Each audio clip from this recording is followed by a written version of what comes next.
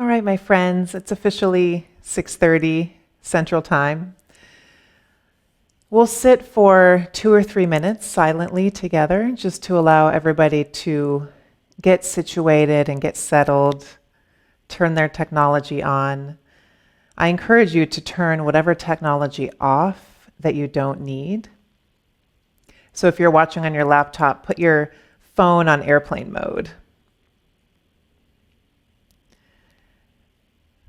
And 2 or 3 minutes, eyes open or closed, you choose.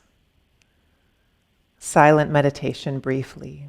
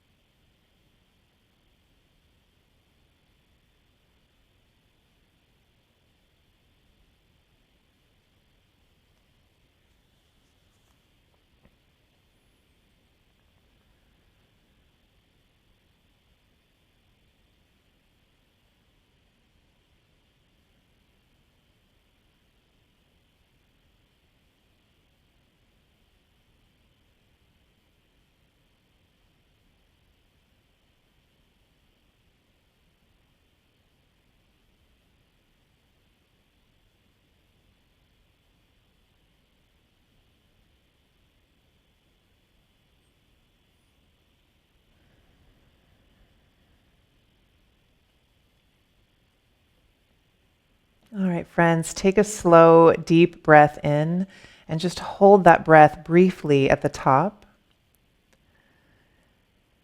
And then with an open mouth or even a sigh, let that breath go.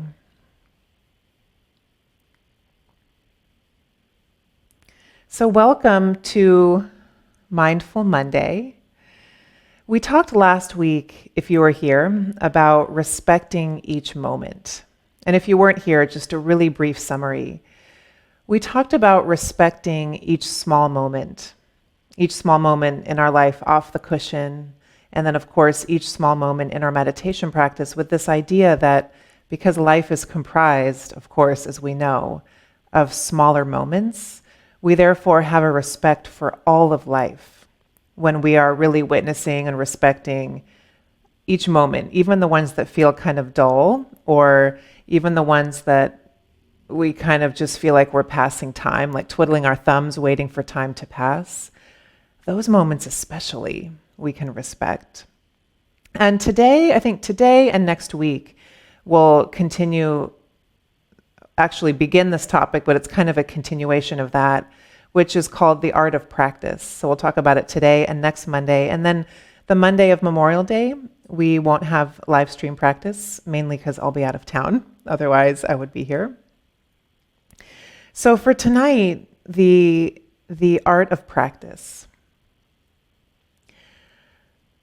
There's some people who devote to meditation easily and quickly, and they show up to their cushion, they show up to their class without any resistance, and they are fine sitting on their own at home almost every day for an extended period of time, and they seem to have a real devotion to practice. And then there's another type of practitioner who just really struggles making it to the cushion, kind of feels that inner resistance of either boredom, resistance, restlessness could be another energy that comes up, and just a real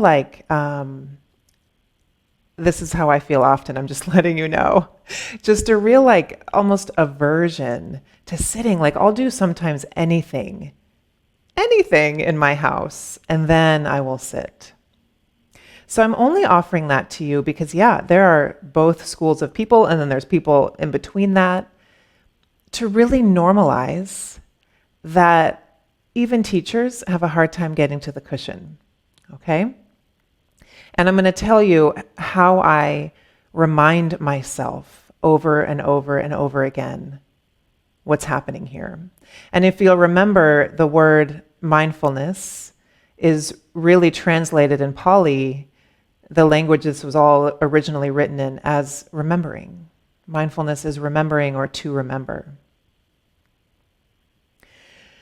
So one of the real clear factors in, for example, I'll use myself, when I am really devoted to sitting and when I'm really not devoted to sitting. Because I really vacillate between two. It'll be months at a time that I'm really in my practice, and then something will happen and I'll go through a couple weeks where I'm just like, I don't want to do this, you know? One of the clear delineating states of mind that I'm lacking when I don't want to make it to my practice is one of aspiration. And what I mean by aspiration is the motivation, the remembering of why we're here. Aspiration is like a quality of sincerity. When you push yourself and force yourself to meditate, perhaps that quality of sincerity isn't there. And so in that state, it will be really hard to keep showing up over the long haul. But when we can step back and remember what brought us here in the first place, what inspired us to start on this path? Why are we here? What is this serving? Then with that real anchor, we have that to come back to every time we are wanting to be anywhere but here. And so to begin, I'd like you to close your eyes just for a moment. You could put a hand on your heart if you wish. You could just leave your hands resting gently in your lap.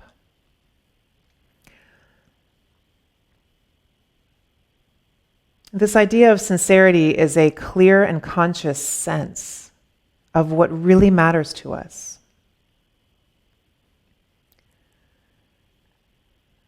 And so when we're really conjuring up, if you will, when we're turning toward our intention for practice, for a moment, I'd like you to reflect on why you're here, what brought you here, what keeps you coming back.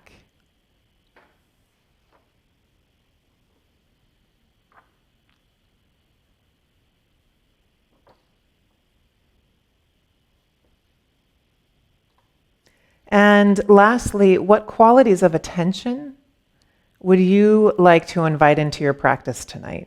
I'll say that again. What qualities of attention would you like to invite into your practice tonight? So for me, my dog was up all night. We didn't get much sleep last night. And so when I sat this morning, the quality I wanted to bring was kindness.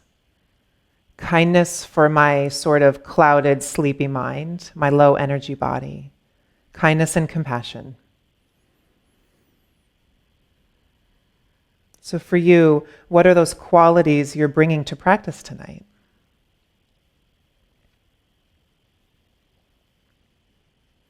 Now, with your eyes closed, let's take it a different way, just to experiment. So you had a busy day.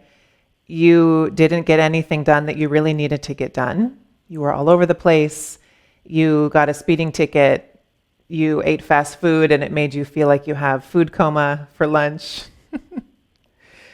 You're sitting down because you are making yourself sit down tonight and it was really hard to get to the cushion. You're agitated, you're tired. There's all this stuff going on inside of you. And so right now, think about that energy that you're bringing in this hypothetical, or maybe for you it's real, state of mind. And what energy would that bring to your practice? You could say some words to yourself.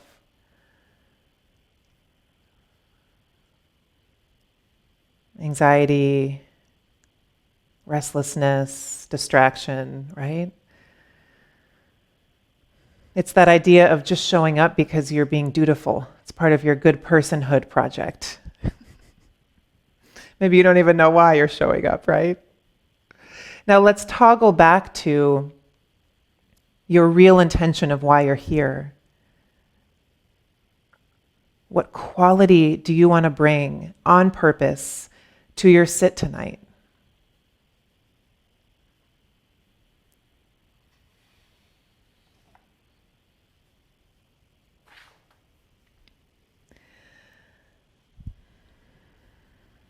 All right, you can open your eyes if you haven't yet. What I'm learning and what I'm hoping to convey to you guys is that this is a much more deliberate practice than I ever realized. It's not just haphazardly sitting down, turning on a timer, and just feeling so lost in thought. And it's one of the reasons I wanted to start these classes with this little bit of education, because this is a very deliberate act, this learning and this sitting and this really dedicating some of our precious minutes to this. And so if anything from this little lecture I'd like to leave you with, it's that perhaps for you, you need this deliberateness, this idea of intention and deliberation, and really putting some structure around your sit to inspire yourself to come. If you, on the other hand, are super deliberate, super structured, never miss a sit, maybe for you the homework is the opposite, right? Maybe for you the homework is to soften a little bit away from that structure. I do know for a lot of us, myself included, we need the deliberateness. But of course, there's people in all camps, isn't there? So we know this, but what we practice grows stronger. Simple neuroscience. Neurons that fire together, wire together. Whatever the action is that we do repeatedly, over and over, gets stronger in our brain, including not doing something, right? And so the more we give in to avoidance and the more we don't have a clear picture of why we're here and what our sweet aspiration is, our sweet intention, the more we don't show up, we're strengthening that groove in the brain of not showing up. And the more we do show up, you guys, it's the exact opposite. It can't not happen. When we start to understand the plasticity of the brain, the more you show up, the easier it gets.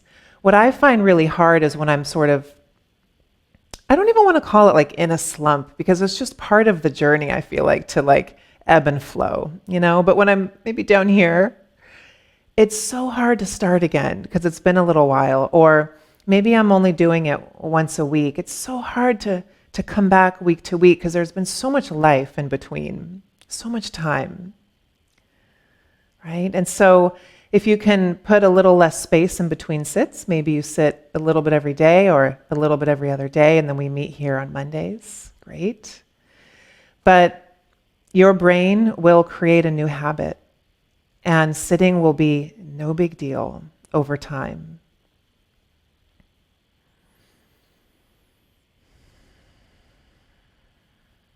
So I'd like to close with a little quote or story. Let's see if I can find it. Okay, here it is.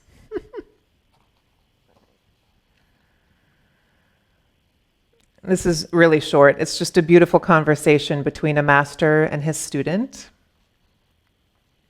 And the student is saying, is there anything I can do to become enlightened? What can I do? And the master says, well, there is no more than you could do to make the sun rise in the east each day. Well then, what is the purpose of all this practice? Why am I doing this? And the master says, so you will be there for the sunrise. Love it. Said in a more pithy way, enlightenment is an accident, and practice makes you accident prone. So get comfortable, if you would, in your seat. Close your eyes. Those of you that have been coming for a while know that you can sit with your eyes open, but gazing down about 4 feet. So the eyes are just small slits.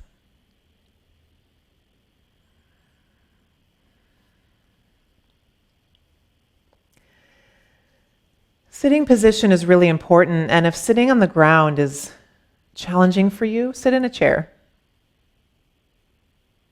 Sit on the couch, but don't get too comfy. We want to keep the spine alert, but not stiff. In fact, keep the whole body alert but not stiff.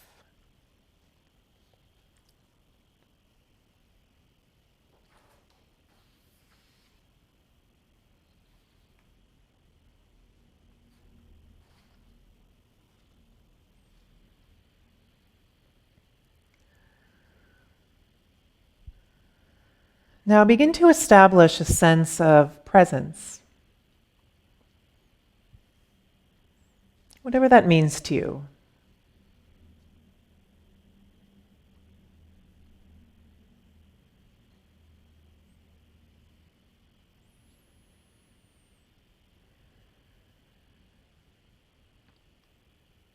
And as you establish a sense of presence, can you also invite in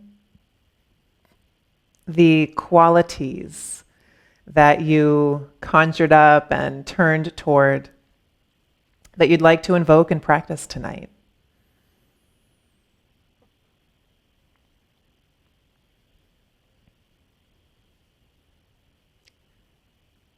How do those qualities feel in your body?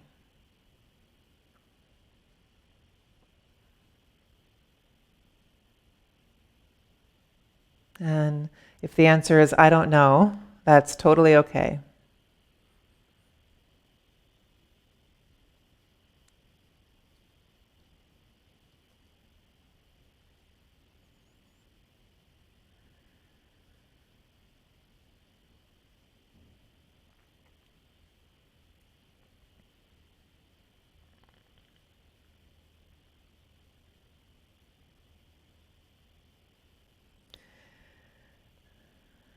And here you might take a few very full breaths.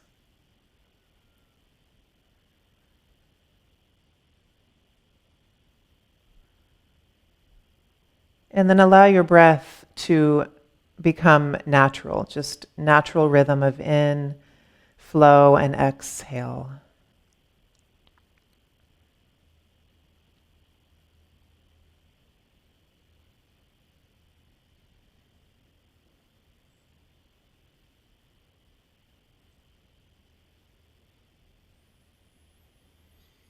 And as the breath returns to this more natural rhythm, can you feel where in your body the breath feels most vital and most alive? Like where is it most obviously felt?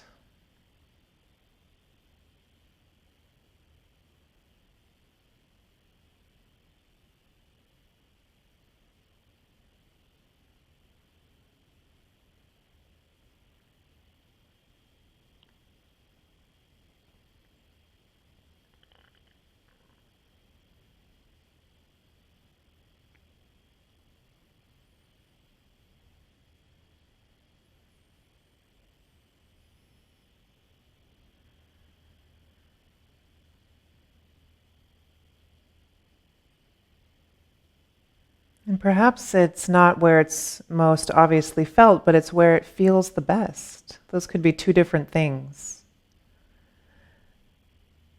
But wherever this location is, letting this place of experiencing the breath be your home base. Let it be your anchor for your attention to the present moment.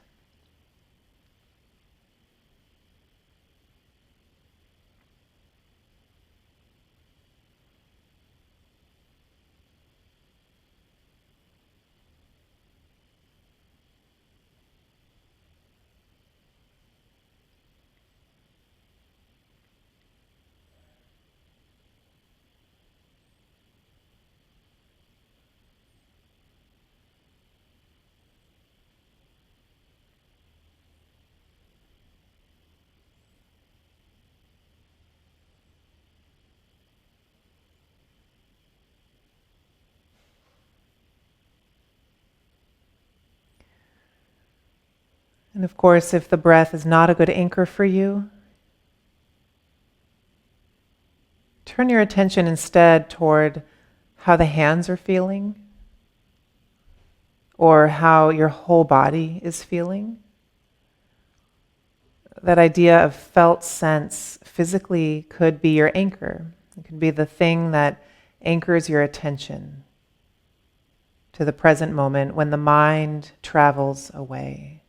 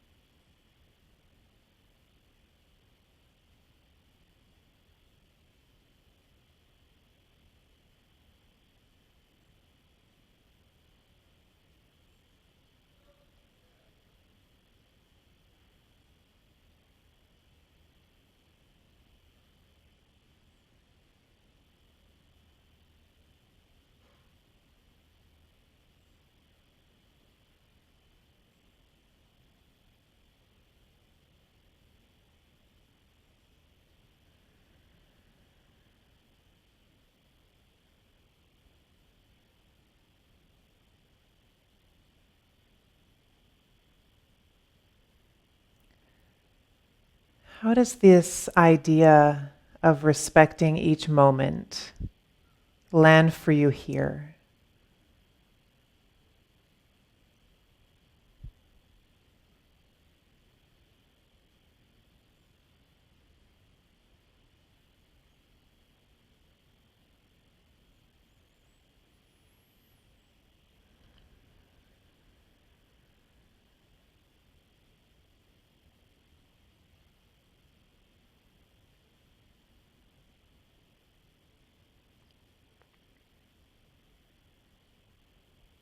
It doesn't mean we love each moment. It doesn't mean we enjoy each moment necessarily, but it does mean there's a certain level of regard to our lives.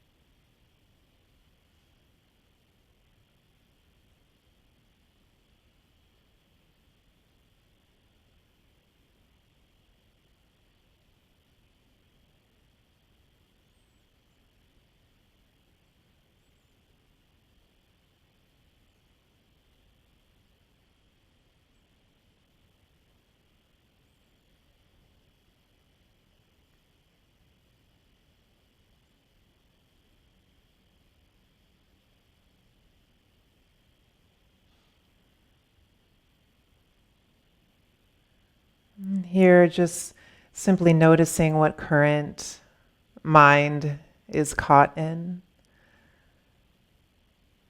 And recognize that that noticing is your moment of mindfulness, that waking up. And then right after that waking up, like an ocean retreating from the beach so softly,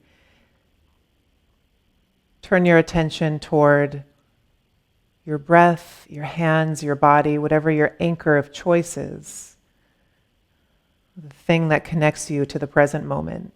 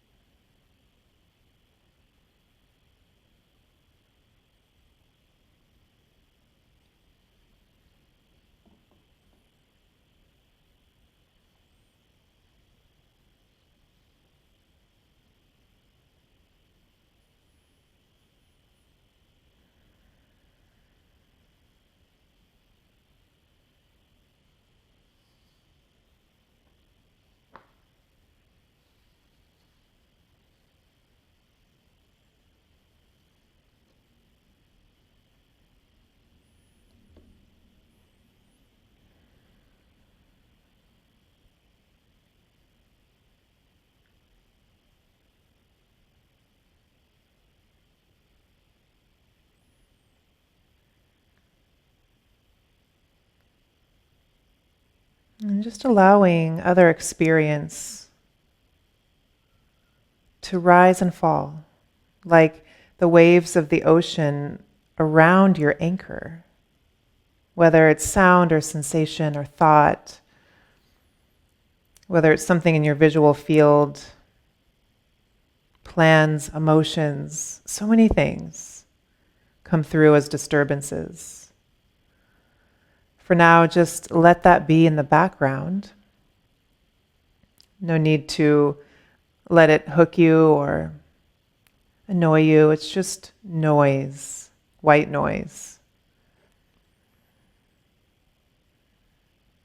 And just steadily feel the breath or felt sense of body in the midst of it all.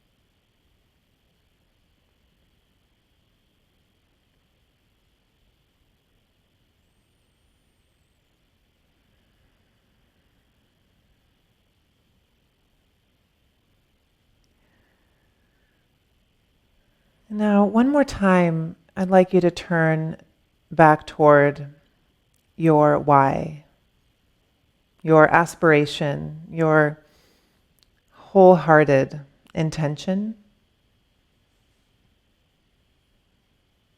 for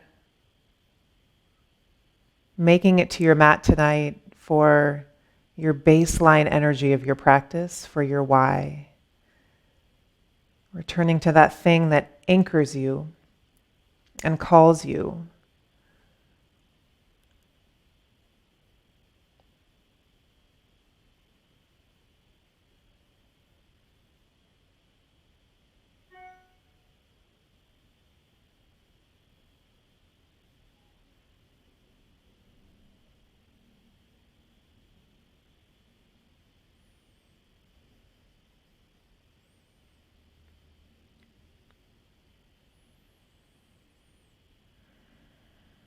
And if you can you feel that aspiration in your body?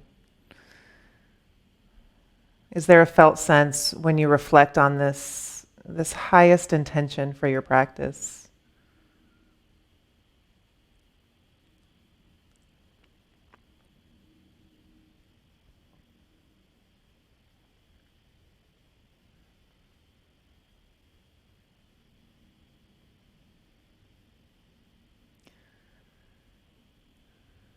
And then please begin to open to sound. What do you hear in your environment? If you feel ready, you could do what do you see? You could name objects that have not much meaning, just neutral stuff. Lamp, table, box. Just really allowing yourself to come back, orient.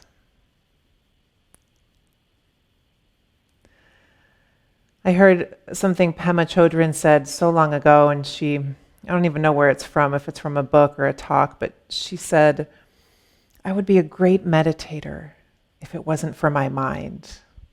And she's like the woman. And then Zen master Suzuki Roshi, he said this to his students at one point. He said, I have many difficulties in my practice. So I think you too will find it difficult to sit good zazen. All of this to say, you guys, to really see the difficulties as part of the path and not a reason to give up or to not practice. And when you're in that place, to go back to your why, remembering why you're here and what you want out of this time here. And remembering those qualities that you'd like to bring. Because it really matters. The mindset that we set for anything is going to change the energy that we bring to it, including our practice. So try to find some time this week to sit on your own. You could fast forward to just the seated part. I think we started 15 minutes in to the recording, or sit with a timer. But I encourage you to add a day or two if you can. And I'll see you guys next Monday night. Have a great evening. I send you all the love.